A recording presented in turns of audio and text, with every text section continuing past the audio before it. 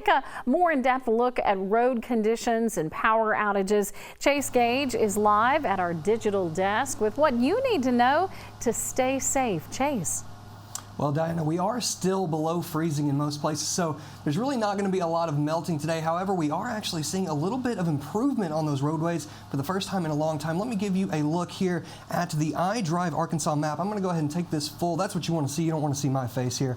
But let's zoom in here. This is northeast Arkansas here. So what we're looking at is where these purple roads are. This is going to be ice on the roads, whereas this pinkish color, maybe a magenta, those are ice patches. And actually, for the first time in a while, I'm seeing some slush, in fact, as you go down towards Newport. That's that very light pink. So these purple roads are still going to be heavily impacted today. But as you can see, we are having maybe a little bit of improvement right here on Highway 49. Let's actually take a full look at that. This is our hilltop camera here. So you can see that this is what one of those roads looks like as compared to a covered road. So you can see there are still some slushy spots here and there.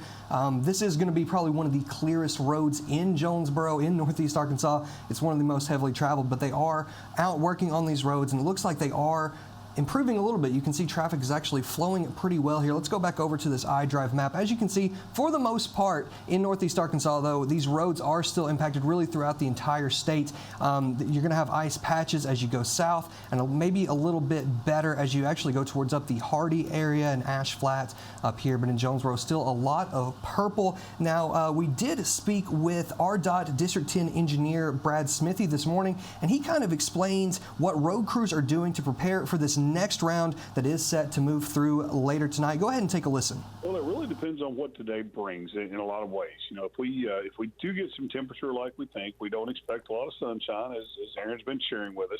But, you know, we're expecting to get up there in that 28, 30, maybe just a little above. So with a little sun energy, with some product that's already on the ground, salts and brines, you know, we really kind of expect to see more and more pavement today. Our residual chemicals will kind of stay on the pavement. That will act very heavily as a pre-treatment for whatever comes tonight. If we truly get clear and dry and we don't see a lot of that, we will probably add more pre-treatment through this evening.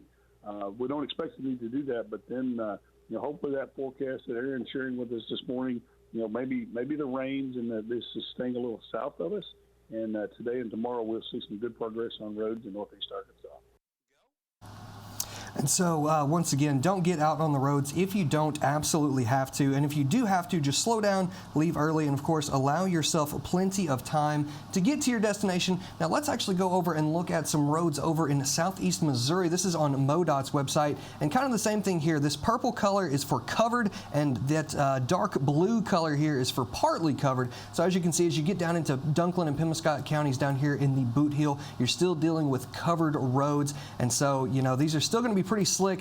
It might be improving a little bit. This was all purple this morning. I'm actually going to take you back over to the RDOT map real quick and show you, you know, this was all purple this morning. So we're seeing improvements and not seeing nearly as many traffic accidents, it doesn't look like. There is one in Jonesboro here. Let's see, this is 0.3 miles southwest of State Highway 226, 1.6 miles west of Jonesboro. It's affecting all lanes, but it was in the northbound lane. Not much information on that accident, but if you were watching yesterday, there were accidents all over northeast Arkansas, so that in itself is a big improvement. But we're also tracking power outages and things of that nature. So let's go ahead. Let me get this pulled up for you real quick. This is the wonders of the digital desk here. It's all in real time. I can get these pulled up for you. This is a live look at the Entergy outage map. This might be a little confusing to kind of look at here, but you can see where some of these power outages are. Here's Jonesboro. Let me zoom in instead of out for you.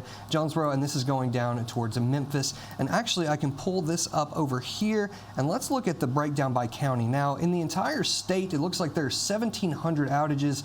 303 of those are in Calhoun County, 622 in Crittenden. Now, that number has gone up, I think, since the last time I looked at it. I don't remember it being that high. I thought it was closer to maybe 400 earlier, so maybe we are dealing with a few more power outages here than we were earlier. That popped away. This is the beauty of live television. Let's get this back up here. This is updating in real time, so let's see what else. We got 169 over Mississippi County, so we are still dealing with a lot of power outages this morning, and it could potentially get worse overnight. But we did speak with Brandy Hinkle from Entergy, and she gave us a little bit of an update on the possibility of rolling blackouts as power crews work to restore power across the state, and kind of what we can expect tonight. So go ahead and take a listen to what she had to say. That is not a concern for us. However, I do want to caution our customers, if you do lose power, it's a really good idea to turn off the breakers to your large appliances so that when the power comes on, you don't have a power surge that can then cause other issues. It's what we call cold load. So we want you to turn off all your breakers for those large appliances, maybe leave a lamp on so you know when the power comes back on, and then one at a time, flip the breakers back on for, say, your heating unit, and then your refrigerator, and then your washer and dryer. And so, of course, we are going to continue to track all of these conditions throughout the day. We're going to have updates on the Region 8 News app, on the Region 8 Weather app, and, of course, all night on KIT. That is all that I have for now. So, Diana, back to you. All right. Thank you, Chase.